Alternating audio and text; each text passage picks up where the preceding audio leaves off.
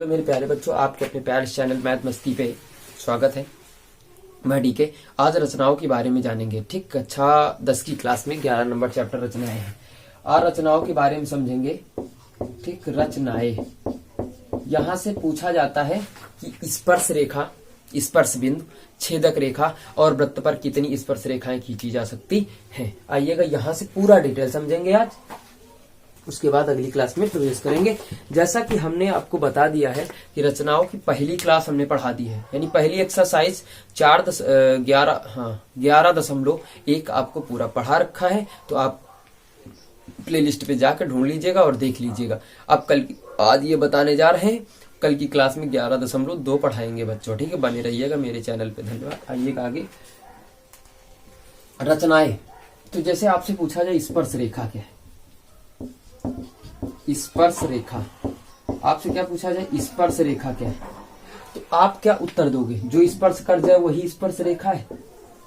क्या उत्तर दोगे? जो स्पर्श रेखा है, जो स्पर्श कर जाए वही स्पर्श रेखा है। यानी किसी को छूना, टच करना, वही स्पर्श। यही तो बोलते हैं कि नहीं बोलते? यार हमें टच ना करो, हमें छुओ ना, स्पर्श ना करो। तो आप क्या बोलोगे? वृत्त की परिधि को, वृत्त की परिधि को एक बिंदु पर प्रतिच्छेद करे या स्पर्श करे, उसे हम स्पर्श रेखा कहते हैं बच्चों। वृत्त की परिधि को केवल एक बिंदु पर स्पर्श करे, उसे हम स्पर्श रेखा कहते हैं। और जिस बिंदु पर स्पर्श करे उसे स्पर्श बिंदु का नाम देते हैं। क्या नाम देते हैं? स्पर्श बिंदु का नाम देते हैं। स्पर्श बिंदु का नाम देते हैं। क्या बताया? वृत्त की परिधि पर केवल एक बिंदु पर वह रेखा जो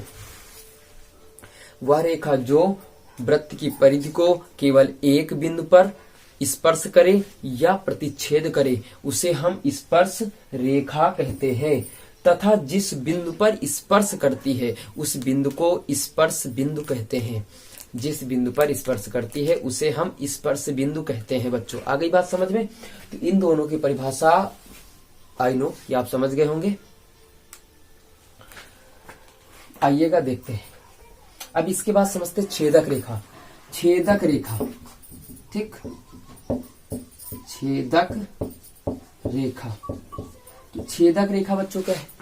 जो वह रेखा जो छेद कर चली जाए उसे छेदक रेखा कहते हैं। नहीं, वृत्त की परिधि को, वह रेखा जो वृत्त की परिधि को दो अलग अलग बिंदुओं पर प्रतिच्छेदित करे, उसे हम छेदक रेखा कहते हैं। जैसे ये वृत्त की परिधि को दो अलग अलग बिंदुओं पर प्रतिच्छेद करे, उसे हम छेदक रेखा कहते हैं। क्या कहेंगे? वृत्त की परिधि को, वह रेखा जो वृत्त की परिधि को अलग अलग बिंदुओं पर स्पर्श करे, उसे हम छेदक रेखा कहते हैं।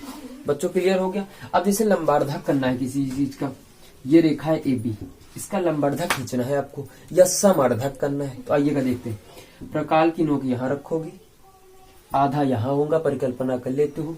प्रकाल की नोक यहाँ रखने के बाद आधे से अधिक दूरी लेके ऐसे चाप लगाओगे, ऐसे चाप लगाओगे, उतनी दूरी लेके ऐसे चाप लगाओगे, ऐसे चाप लगाओगे, जहां दोनों काटेंगे ऐसे मिला दोगे। तो ये आपका बराबर भाग आ गए। ठीक, कक्षा 6, 7, 8 में सीखा होगा, नहीं सीखा है तो नो प्रॉब्लम, आज यहीं से सब सीखेंगे। ठीक है। अब जैसे आपसे कोई पूछता है कि 90 अंश का कोण बताओ, है ना, तो आप कैसे बनाओगे? ठीक, देखते हैं। इसी में आएगा सब कुछ यार, इसी में सब पूछा जाएगा। ठीक, अब देखते हैं। आप क्या करोगे? एक रेखा खींचा, ठीक, खींच लिया ना, एक बिंदु लिया, एक बिंदु पर एक रेखा खींचा, एक बिंदु लिया, एक बिंदु से अर्धवृत्त बनाया। ठीक, अर्धवृत्त में दो चाप लगाए, कोई भी दूरी लेके दो चाप लगाए। ठीक, जो पहला चाप आपको 60 अंश पे काटता है। ठीक, चांदा की जरूरत नहीं, पहला चाप 60 अंश पे काटता है, दूसरा 120 अंश पे काटता है। यहां से रखोगे, यहां काटोगे तो ये आपको 180 अंश पे काटता है। कितने पे काटता है? 180 अंश पे काटता है। क्लियर? 180 अंश पे काटता है। अब 90 पे देखो, ऐसे रखोगे, यहां से रखोगे, ऐसे रखोगे, जहां दोनों काटते हैं ऐसे मिला दोगे, ये आपका ये पूरा कोण आपका समकोण हो गया 90 अंश। स्पर्श रेखा और त्रिज्या के बीच का कोण 90 अंश का होता है सदैव। कसम खा लो गंगा मैया के कि स्पर्श रेखा और त्रिज्या के बीच का कोण 90 अंश का होता है। और एक चीज और बता दूं मैं आपको, आपसे एक क्वेश्चन 1 नंबर का पूछा जाएगा कि वृत्त पर कितनी स्पर्श रेखाएं खींची जा सकती। बच्चे जो लड़के होते हैं वो गिनने लगते हैं। ये कसम खा लो गंगा मैया के कि आपका उत्तर अनंत देना है।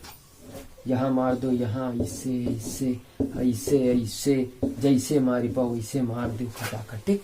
अनंत वृत्त पर कितनी स्पर्श रेखाएं खींची जा सकती, अनंत स्पर्श रेखाएं खींची जा सकती है। बच्चों आ गई बात समझ में।